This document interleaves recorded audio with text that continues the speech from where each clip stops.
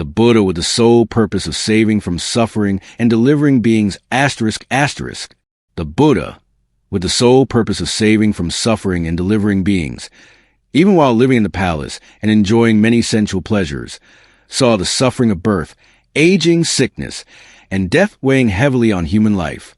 Therefore, he renounced the throne, left home, and sought a method to save humanity and all beings from suffering. The Arya-Parisana Sutta, the Noble Search, clearly states, "Before becoming fully enlightened, when I was still a bodhisattva, I myself was subject to birth.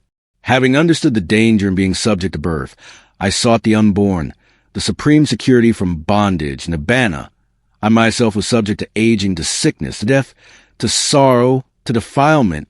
Having understood the danger in being subject to aging, to sickness, to death, to sorrow, having understood the danger in being subject to defilement, I sought the undefiled, the supreme security from bondage, nibbana." When he attained enlightenment under the Bodhi tree, he had found a method that helped him eliminate the suffering of birth, aging, sickness, and death. In teaching the Dhamma to save beings, he taught the method to save from suffering, which he had realized, solely for the purpose of eliminating suffering and bringing peace to beings. Throughout his life, from the time he left home until he entered Nibbana, he never forgot his purpose of saving from suffering and delivering beings. His later teaching highlights the mindset of a teacher deeply committed to the responsibility of saving from suffering and delivering beings. "O monks, in the past as well as now, I only teach suffering and the cessation of suffering." This teaching the Buddha repeated many times in his scriptures.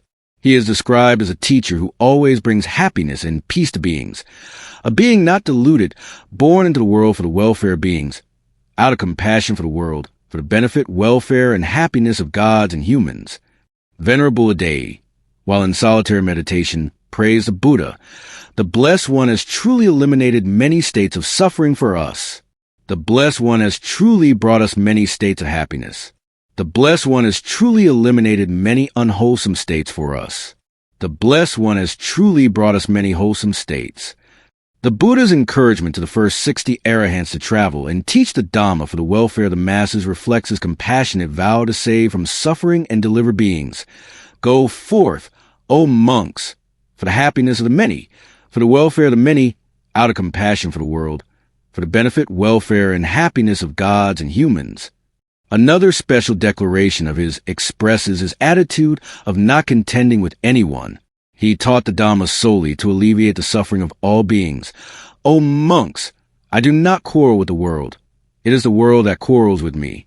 O monks, a speaker of Dhamma does not quarrel with anyone in the world." Therefore, the image of our teacher is that of one who is always at ease, without worry, without fear, without affliction, day and night nurturing loving kindness and compassion for beings, as expressed in the following verse. "When awake, I have no worries. When asleep, I have no fears. Day and night, no afflictions arise to trouble my mind. I see no harm anywhere in the world. Therefore I sleep with a mind of loving kindness for all beings." Thus, compassionately saving beings from suffering was the main motivation that led him to renounce, seek the path, attain enlightenment, and teach the Dhamma, a red thread running through his life from birth to parinibbana. The core is 45 years of teaching. For this reason, our Buddha is revered as a compassionate father, the eternal benevolent father, and his teaching is exalted as the path of compassion to save from suffering. ###, through personal experience. He found the path to liberation for himself and for all. The Buddha is a teacher who, through personal experience, found a method of liberation without being taught by anyone, without receiving any divine revelation, and without being an incarnation or manifestation of any deity. He was a human like us, but through his own efforts, he discovered the path to liberation. The following are experiences recorded about his life full of sensual pleasures when the Buddha was still a prince, his attitude toward the issues of birth, aging, sickness, and death, and toward the 3 intoxications of youth, health, and life. "O monks, I was raised with refinement, the utmost refinement, the pinnacle of refinement. O monks, in my father's palace, ponds were constructed. In one there were blue lotuses, in another red lotuses, in another white lotuses. all for my use. No sandalwood I used, O monks, was from anywhere but Kasi. My tunic was of Kasi cloth. My inner robe was of Kasi cloth. My outer robe was of Kasi cloth. Day and night, a white canopy was held over me to protect me from cold, heat, dust, grass, or dew. O monks, 3 palaces were built for me, one for winter, one for summer, one for the rainy season. And I, O monks, in the rainy season palace, for 4 months, surrounded by female musicians, did not descend from the palace. With me, O monks, so endowed with such wealth and raised with such utmost refinement, I reflected thus, an uninstructed person, subject to aging, not beyond aging, seeing another who is aged is repelled, ashamed and disgusted, forgetting that he himself is the same. I too am subject to aging, not beyond aging. Is it fitting for me, seeing another aged, to be repelled, ashamed, or disgusted? This is not proper for me. Having reflected on myself thus, O monks, the intoxication of youth in youth was completely eradicated. An uninstructed person, subject to sickness, not beyond sickness, seeing another who is sick, is repelled, ashamed, and disgusted, forgetting that he himself is the same. I too am subject to sickness, not beyond sickness. Is it fitting for me, seeing another sick, to be repelled, ashamed, or disgusted? This is not proper for me. Having reflected on myself thus, O monks, the intoxication of health and health was completely eradicated. An uninstructed person, subject to death, not beyond death, seeing another who is dead, is repelled, ashamed, and disgusted, forgetting that he himself is the same. I too am subject to death, not beyond death. Is it fitting for me, seeing another dead, to be repelled, ashamed, or disgusted? This is not proper for me. Having reflected on myself thus, O monks, the intoxication of life and life was completely eradicated. In the above passage, we clearly see that our Buddha, when he was a prince, enjoyed worldly pleasures, yet did not let those pleasures intoxicate or delude him. He remained aware that birth, aging, sickness, and death still weighed heavily on human life, and through this, he eradicated the 3 intoxications: the intoxication of youth and youth, the intoxication of health and health, and the intoxication of life and life. Through his personal experience with worldly pleasures and his clear observation of the reality of aging, sickness, and death in himself and all people, our Buddha overcame the intoxications of youth, health, and life, leading him later to renounce everything and pursue the path. When he decided to abandon the throne, treasures, beautiful wife, and young child to seek the path of liberation, we hear the Buddha recount his pursuit of the path with Ra Kalama and Adaka Ramapada, 2 renowned non-Buddhist teachers of that time.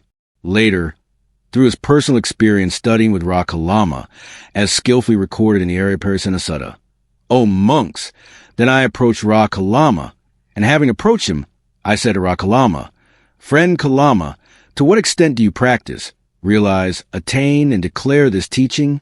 O monks, when asked thus, Ra Kalama declared the sphere of nothingness. Then, O monks, I thought, not only does Ra Kalama have faith, I too have faith. Not only does Ra Kalama have energy, I too have energy. Not only does Ra Kalama have mindfulness, I too have mindfulness. Not only does Ra Kalama have concentration, I too have concentration.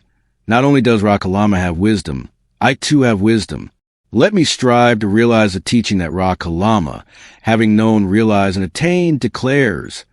Then, O monks, not long after, I quickly knew, realized, and attained that teaching and dwelled in it.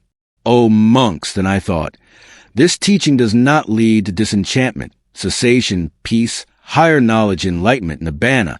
It only leads to the attainment of the sphere of nothingness.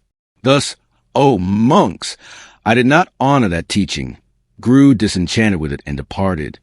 Next came the austere life, which the Buddha practiced himself for 6 years based on his personal experience. The following passage describes his practice of eating little, which caused the Blessed One to become emaciated, with only skin covering his bones, as depicted in the snow mountain statues that commemorate the extraordinary austerity of the Blessed One. Because I ate so little, my limbs became like the dry stalks of grass or the joints of withered vines. Because I ate so little, my buttocks became like the hoof of a camel. Because I ate so little, my spine protruded like a string of balls. Because I ate so little, my emaciated ribs were like the rafters of a dilapidated barn. Because I ate so little, the pupils of my eyes, sparkling, sank deep into their sockets, like water sparkling deep in a profound well. Because I ate so little, my scalp became wrinkled and shriveled, like a white bitter gourd cut before ripening, shriveled and dry by the hot wind. O Sariputta, if I thought, let me touch the skin of my belly, it was my spine that I grasped. If I thought, let me touch my spine, it was the skin of my belly that I grasped. Because I ate so little, O Sariputta, the skin of my belly clung tightly to my spine. O Sariputta, if I thought, let me defecate or urinate, I fell face down on the ground. Because I ate so little, O Sariputta, if I wanted to soothe my body by rubbing my limbs with my hands, the decayed hairs fell from my body.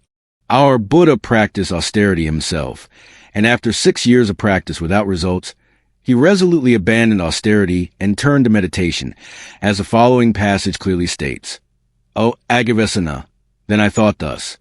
I recall when my father, of the Sakya lineage, was plowing, and I was sitting in the cool shade under a rose-apple tree, secluded from sensual desires, secluded from unwholesome states. I entered and dwelt in the first jhana, a state of joy and pleasure born of seclusion, accompanied by thought and examination. While dwelling thus, I thought, could this be the path to enlightenment? And following that thought, O Agavesana, this realization arose in me. This is the path to enlightenment. From this personal experience, the Buddha abandoned austerity, practiced meditation, attained the first jhana, the second jhana, the third jhana, and the fourth jhana, and realized the knowledge of past lives and the divine eye. The Buddha continued to teach, and with a mind concentrated, purified, bright, unblemished, free from defilements, pliant, malleable, steady, and calm, I directed my mind to the knowledge of destruction of the taints. I knew as it really is, this is suffering. I knew as it really is, this is the origin of suffering. I knew as it really is, this is the cessation of suffering. I knew as it really is, this is the path leading to the cessation of suffering. I knew as it really is, these are the taints. I knew as it really is, this is the origin of the taints. I knew as it really is, this is the cessation of the taints. I knew as it really is, this is the path leading to cessation of the taints. Through such understanding and realization, my mind was liberated from the taint of sensual desire, the taint of becoming, and the taint of ignorance. In myself, thus liberated, the knowledge arose, I am liberated. I knew. Birth is destroyed. The holy life has been lived. What had to be done has been done. There is no more coming to any state of being. Thus, through personal experience, abandoning austerity, practicing meditation, and developing wisdom, our teacher attained perfect enlightenment and became the Buddha. Here, we clearly see that the teacher did not rely on any deity to instruct, support, or guide him. Entirely through personal experience and individual effort, he found the path to liberation himself, practiced that path to achieve liberation, and taught us a path of self-reliance leading to liberation and enlightenment. We can say that with regard to the non-Buddhist philosophies of his time, he personally studied and attained mastery. With regard to austerity and meditation, he personally practiced austerity and meditation. With regard to enlightenment and liberation, he personally developed the three knowledges to ultimately achieve enlightenment and liberation himself. In other words, he taught only what he had personally experienced, and the method of morality, concentration, and wisdom is the crystallization of years of self-practice, self-realization, and self-enlightenment. Thus, it is no surprise that the Blessed One welcomed the criticism of Sanakata, which he regarded as the most honest reflection of the teaching he expounded. The monk Gautama teaches a doctrine that he himself created, formed through reasoning, in accordance with investigation and taught for a specific purpose, capable of leading upward and enabling the practitioner to eradicate suffering completely. #3. The unique position of the Buddha ***. When referring to our teacher, we must emphasize the unique position of the Buddha, a position that shows there cannot be a second Buddha throughout the current world cycle in which the Buddha exists. The Anguttara Nikaya, chapter on one thing, records, "This does not happen, O monks, it cannot be, that in one world two arahants, fully enlightened ones, arise simultaneously, neither before nor after, This does not happen. And this does happen, O monks, that in one world only one arahant, fully enlightened one arises. This does happen. Thus, we can say that in this current world cycle, in this world, there is only one Buddha, not two Buddhas. There may have been 6 Buddhas in the past, such as Buddha Vipassi, Buddha Sikhi, and so forth, but they belong to past world cycles, not the current one. And there will be Buddha Maitreya, but he belongs to a future world cycle, not the current one. Therefore, the position of Buddha Sakyamuni is truly unique in the current world cycle of our era and in the world we live in. From this unique position, the Anguttara Nikaya's discourse on one person further clarifies. One person, O monks, when appearing in the world, appears as one without equal, without a companion, without comparison, without similarity, without counterpart, without peer, the supreme among bipedal beings. Who is that one person? It is the Tathagata, the Arahant, the fully enlightened one. This one person, when appearing in the world, appears as one without equal, without a companion, without comparison, without similarity, without counterpart, without peer, the supreme among bipedal beings. Thus, the Buddha has no one who can compare to him, no one similar, raising a new question. On what position does the Buddha stand to become the supreme being in the world, unmatched by anyone? A discourse in the Majjhima Nikaya explains the supreme position. There is no monk, O Brahmin, who has fully and completely attained all the qualities that the Blessed One, the Arahant, the fully enlightened one, has attained. O Brahmin, the Blessed One is the one who causes a path, previously arisen, to arise, who makes known the path, previously unknown, who declares the path, previously undeclared. He is the knower of the path, the understander of the path, and skilled in the path. From this passage, we see the Buddha's unique position as the one who caused to arise, made known, and declared a path that no one had previously discovered. What is that path? It is the process of enlightenment and liberation that he himself first discovered, practiced, and attained enlightenment through by walking that path. This process consists of 5 stages, beginning with morality, then concentration, wisdom, liberation, and knowledge and vision of liberation. This path has been marvelously condensed into the Noble Tenfold Path, starting with right view and culminating in right concentration, right knowledge, and right liberation. From this, it is no surprise that occasionally the Buddha roared the lion's roar, a roar proclaiming the supremacy of a noble Dhamma, as described in the Kashanda Sutta, the lesser discourse on the lion's roar. O monks, only here, that is, only in the Dhamma and discipline established by the Buddha, is there a first monk, a second monk, a third monk, a fourth monk. Other non-Buddhist teachings lack such monks. This lion's roar affirms that only the process of morality, concentration, wisdom, liberation, and knowledge and vision of liberation, condensed into the Noble Tenfold Path established by the Buddha, can train the first monks, namely stream enterers, the second monks, namely once-returners, the third monks, namely non-returners, and the fourth monks, namely arahants. From this decisive and definitive affirmation, we understand the Buddha's response to Upaka, a wandering ascetic who asked who the Buddha was when he traveled from the Bodhi tree to the deer park to teach Kandana and his 4 companions. When Upaka met the Buddha with his faculties radiant, the wandering ascetic asked, "Your faculties are bright.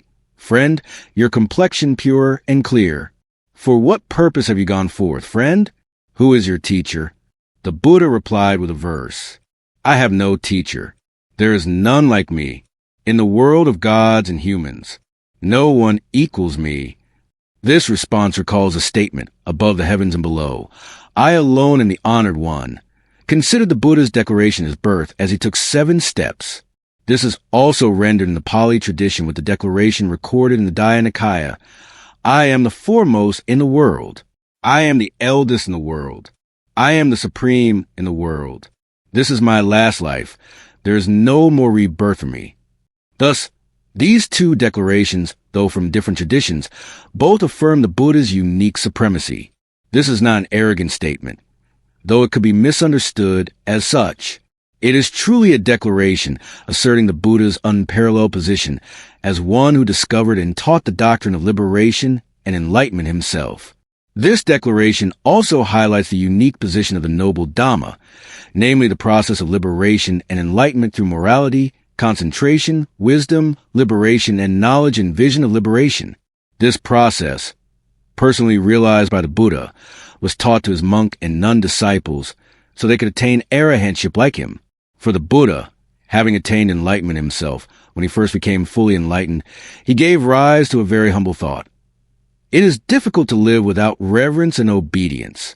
So let me honor, revere, and rely on a monk or Brahmin to perfect the aggregate of virtue that is not yet perfected, to perfect the aggregate of concentration that is not yet perfected, to perfect the aggregate of wisdom that is not yet perfected, to perfect the aggregate of liberation that is not yet perfected. Let me honor, revere, and rely on a monk or Brahmin. But I see no place in the world of gods, Maras, Brahmas, among the multitudes of monks and Brahmins, gods and humans, where there is another monk or Brahmin more accomplished in virtue, concentration, wisdom, and liberation than I, whom I could honor, revere, and rely on. Then, O monks, I thought thus, with this Dhamma that I have fully realized, let me honor, revere, and rely on that Dhamma. Thus, with a humble mind, the Buddha sought a monk or Brahmin to rely on, but ultimately, he had to rely on the Noble Dhamma. This attitude of the Buddha explains why he advised Venerable Ananda not to grieve when he passed away, for his disciples always have the Noble Dhamma as their leader, their reliance, and their refuge. The Buddha can be seen as a religious leader who advised us not to depend on individuals. He only urged us to rely on the Noble Dhamma, to take refuge in the Noble Dhamma. ### for the Buddha and supernatural powers ****. A question posed to us is whether the Buddha possessed supernatural powers. The Buddha himself directly answers this question when criticized by Sanakata for lacking superhuman states and exalted knowledge worthy of a noble one. In the Mahasahanada Sutta, the great discourse on the lion's roar, he affirms that he fully possesses the four traditional qualities, namely the 10 epithets, the power of psychic travel, the divine ear, and the ability to read others' minds. He also possesses the 10 powers of a Tathagata, described as follows. The Tathagata truly knows that what can happen does happen, and what cannot happen does not happen. The Tathagata truly knows the results dependent on causes and conditions of past, future, and present actions. The Tathagata truly knows the path leading to all destinations. The Tathagata truly knows the world with its many diverse elements. The Tathagata truly knows the diverse inclinations of all beings. The Tathagata truly knows the higher and lower faculties of humans and other beings. The Tathagata truly knows the defilement, purification, and emergence of meditative attainments, liberations, and concentrations. The Tathagata recalls his past lives. The Tathagata, with the divine eye, purified and surpassing the human, sees the passing away and reappearing of beings. The Tathagata, having eradicated the taints, with supreme knowledge, realizes and attains liberation of mind and liberation by wisdom, free from taints. Thus, the Tathagata confirms that he has attained the 6 supernatural powers: psychic travel, divine ear, mind reading, recollection of past lives, divine eye, and destruction of the taints. Moreover, he has attained the 4 kinds of fearlessness. He has attained perfect enlightenment, and has no fear that any monk, Brahmin, god, Mara, Brahma, or human could challenge or criticize him for not having attained perfect enlightenment. He has eradicated the 4 taints, and he has no fear that anyone could challenge or criticize him, saying that the states he declares as obstacles are not truly obstacles when practiced. He has no fear that anyone could rightfully challenge or criticize him, saying that his teaching does not lead to a specific purpose, is not capable of leading upward, or cannot enable a practitioner to eradicate suffering completely. Thus, the Buddha confirms that he possesses the 4 traditional qualities, has attained the 10 powers of a Tathagata, and the 4 kinds of fearlessness. He fully possesses the 6 supernatural powers, and more. However, observing his 45 years of teaching and delivering beings, as recorded in the Pali Canon, we notice that he used supernatural powers very cautiously and sparingly. For example, in one discourse in the Anguttara Nikaya, while the Buddha was at Jita's Grove, at the request of the gods, he used psychic power to appear at the Eastern Park. On another occasion, on the road to Kusinara, he came to the Ganges River. At that time, the Ganges was overflowing the opposite bank, so much that a crow standing on the bank could drink the water. Some people were looking for a boat, others for a float, and others were tying raft to cross to the other side. The Blessed One, as swiftly as a strong man extends his bent arm, or bends his extended arm, disappeared from this bank and appeared on the opposite bank with the assembly of monks. Throughout the 5 Nikayas, including dozens of discourses, every discourse describes a Buddha walking from village to village, town to town, and before entering a house or monastery, washing his feet with water. Once, the Buddha went to Gazaga Grove to visit Venerable Anuruddha, Venerable Nandiya, and Venerable Kambila, but the grove keeper, not recognizing him as the Buddha, prevented him from entering. On another occasion, sitting and talking with Venerable Pukasati for half the night in a potter's house, Pukasati did not know that the person opposite him was the Buddha. In his mission of teaching and delivering beings, we see that the Buddha chose a very special method, as recorded in the Kavadda Sutta. Kavadda requested the Buddha to instruct a monk to display supernatural powers to win over the people of Nalanda. The Blessed One refused and taught that among the 3 kinds of supernatural powers, psychic travel, mind reading, and the power of instruction, he only approved of the power of instruction. Psychic travel could be achieved through a charm called Gandhari. Mind reading could be achieved through a charm called Mik. Thus, the Buddha did not approve of these 2 types of supernatural powers. He only approved of the power of instruction, described as follows. In the world, there is a monk who instructs thus: think in this way, do not think in that way. Direct your mind in this way, do not direct it in that way. Abandon this, attain and dwell in that. This is called the power of instruction. It was this power of instruction that the Buddha chose to guide beings throughout his 45 years of teaching. The reason is clear. Psychic travel and mind reading, created through charms, are harmful to both the user and the observer. In contrast, the power of instruction requires the listener to reflect, contemplate, weigh the meaning, practice it themselves, and ultimately attain liberation. In summary, he did not use miracles to captivate the masses or dazzle onlookers. He placed emphasis on the ability to reflect, investigate, consider, and choose, relying on one's own effort to practice morality, concentration, and wisdom, self-reliantly following the laws of liberation to achieve liberation, and the laws of enlightenment to achieve enlightenment. #, #V. The Blessed One in his human position, ***. To further understand our teacher, we must clearly recognize who the Buddha is, how the Buddha described himself, and how he was exalted by his disciples and non-Buddhists.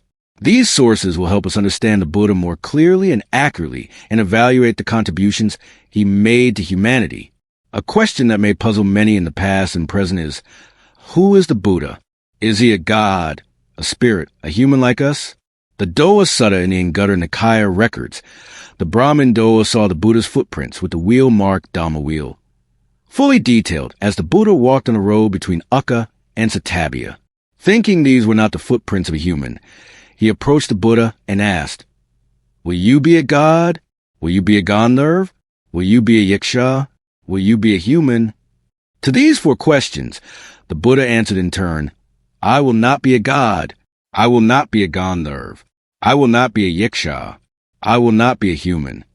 This response surprised the Brahmin Dowa, and it is easy for us to understand why. If the Buddha had answered, "I will be a god," or "I will be a human," it would imply that he still had to be reborn, still subject to the cycle of birth and death, which is why he answered as he did. His response surprised Dowa, prompting him to ask further, "Then what is your conduct, and what will you be, Venerable One?" The Buddha replied very distinctly, "O Brahmin, for those who have not eradicated the taints, I could be a god with the taints eradicated, cut off at the root, made like a palm stump, made unable to exist, made unable to arise in the future. O Brahmin, for those who have not eradicated the taints, I could be a Gandharva, I could be a Yaksha, I could be a human with the taint eradicated, cut off at the root, made like a palm stump, made unable to exist, made unable to arise in the future."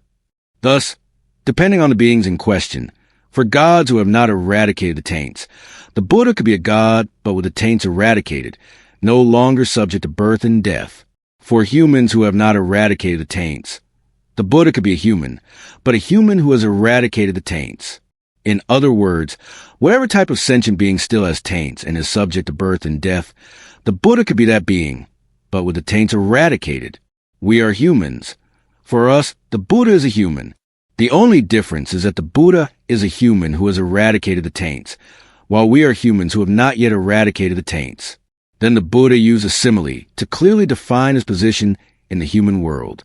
Just as, O Brahmin, a blue lotus, a pink lotus or a white lotus is born in water, grows in water, rises above the water, and stands unsoiled by the water. So too, O Brahmin, born in the world, growing up in the world, I live having conquered the world, unsoiled by the world.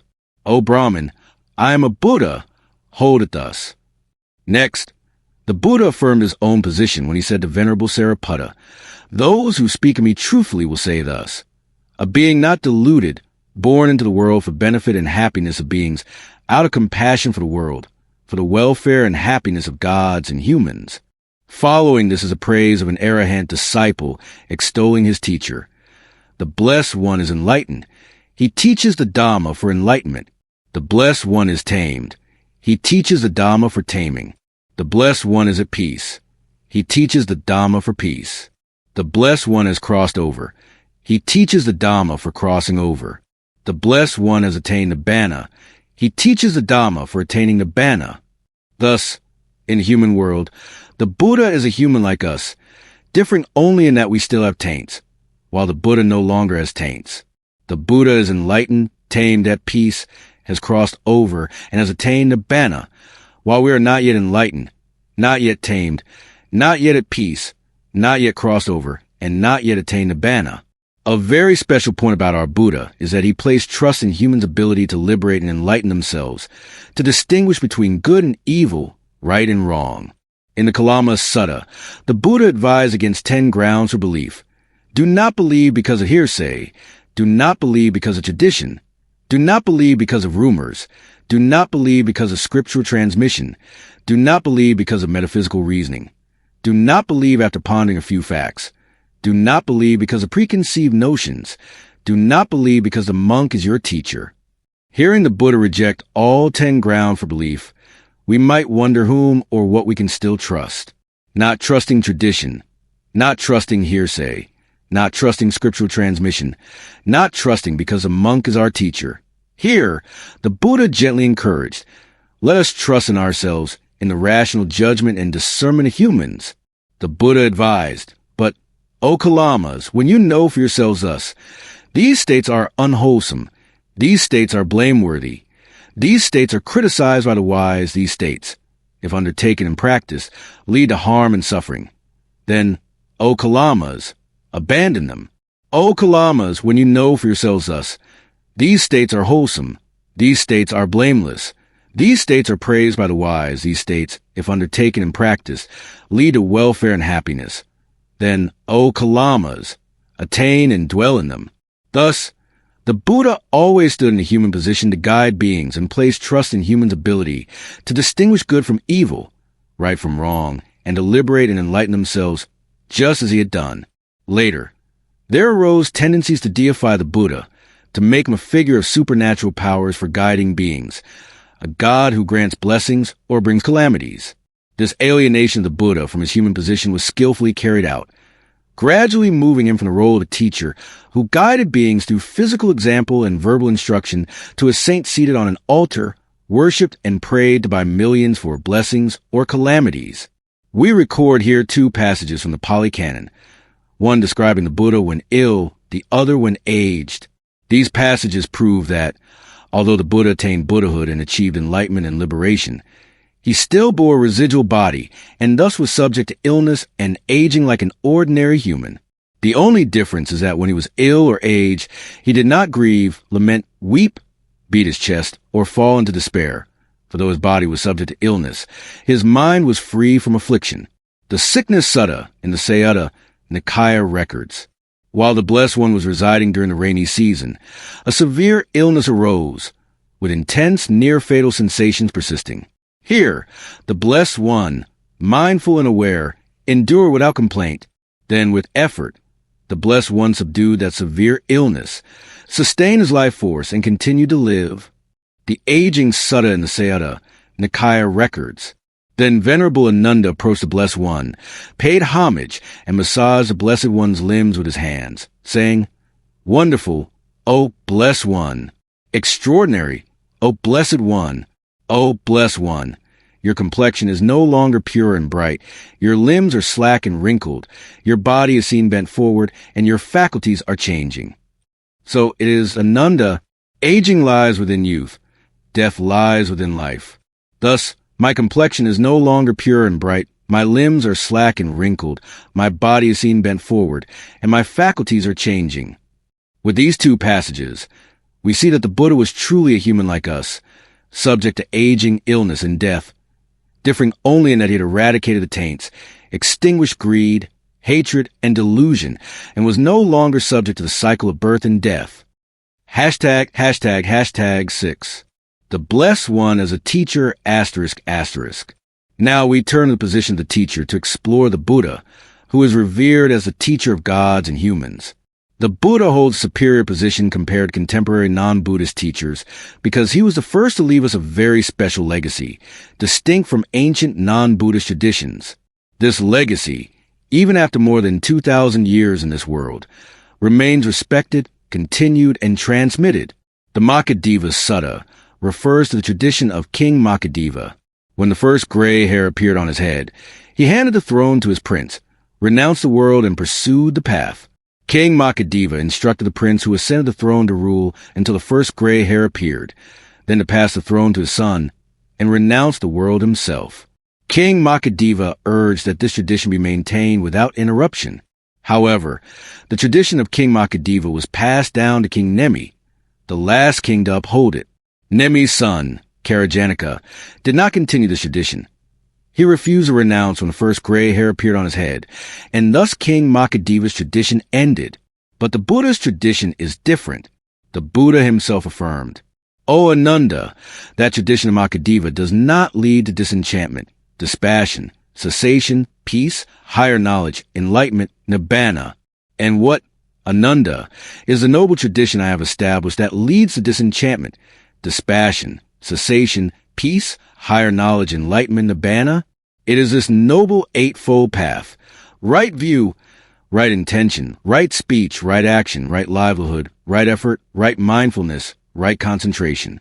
O Ananda, this is a noble tradition I have established, and this tradition leads to disenchantment, dispassion, cessation, peace, higher knowledge, enlightenment, nibbana.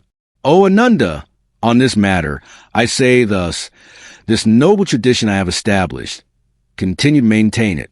Do not become the last ones after me. O Ananda, when only two remain and there's a break, that one is the last. O Ananda, I say to you, this noble tradition I have established, continue to maintain it. The legacy that the Buddha left us we have continued to inherit over more than 2,000 years of history, and to this day, that legacy continues to be upheld. While other teachers' morality is impure, their livelihood impure, their teaching impure, their answers impure, our teacher is marvelous in all 5 aspects, as described in a discourse in the Anguttara Nikaya. O Moggallana, I have pure morality, and I know for myself. My morality is pure, clear, untainted. My disciples do not shield me regarding morality. My livelihood is pure, clear, untainted. My disciples do not shield me regarding livelihood. I do not expect my disciples to shield me regarding livelihood. My teaching is pure, and I know for myself. My teaching is pure, clear, untainted. My disciples do not shield me regarding teaching. I do not expect my disciples to shield me regarding teaching. My answers are pure, and I know for myself. My answers are pure, clear, untainted. My disciples do not shield me regarding answers. My knowledge is pure, and I know for myself. My knowledge is pure, clear, untainted. My disciples do not shield me regarding knowledge. I do not expect my disciples to shield me regarding knowledge. A very special contribution of the Buddha in his role as a teacher is the establishment of 2 communities: the community of renunciates, consisting of monks and nuns, and the community of lay followers, consisting of male and female lay disciples. for the renunciate community. He established fundamental precepts to ensure a truly harmonious and unified life, introduced a method of morality, concentration, and wisdom, guided the renunciate disciples in practice, liberated them from family ties and the bonds of desire, and led them to live the holy life fully, ultimately attaining liberation of mind and liberation by wisdom, transcending the suffering of birth, aging, sickness, and death. The Buddha was the first religious leader to establish a monastic sangha that allowed women to renounce and affirmed that nuns could attain the supreme fruit of arahantship, no different from men. Over more than 2,500 years, the sangha has persisted, though with some inconsistent changes. For the lay community, male and female lay disciples, the Buddha taught the 3 refuges, the 5 precepts, the abandonment of the 10 unwholesome deeds, and the accomplishment of the 10 wholesome deeds. They have the right to enjoy sensual pleasures, but must not become infatuated or obsessed, and they should perform meritorious deeds. His instructions are very clear. To live happily, one must live according to the precepts of a layperson, acquire wealth lawfully through one's own effort and sweat, and especially perform wholesome deeds. These teachings of the Buddha remain practiced by Buddhists to this day, and are considered an exemplary model for a civilized and ethical life. Another characteristic of our teacher is his special affection for his disciples, constantly encouraging them to practice diligently, as seen in the following passages.